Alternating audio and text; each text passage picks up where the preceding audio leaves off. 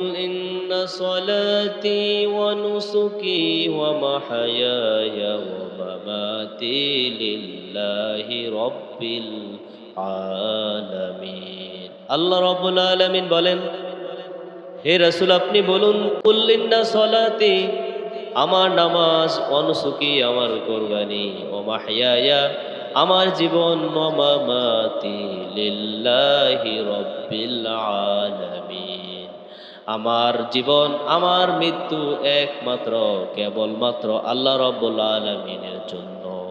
তাহলে আমাদের নামাজ, আমাদের ত্যাগ কোরবানি, আমাদের জন্ম, আমাদের মৃত্যু, আমাদের হায়াত একমাত্র কেবলমাত্র কার সন্তুষ্টির জন্য হবে?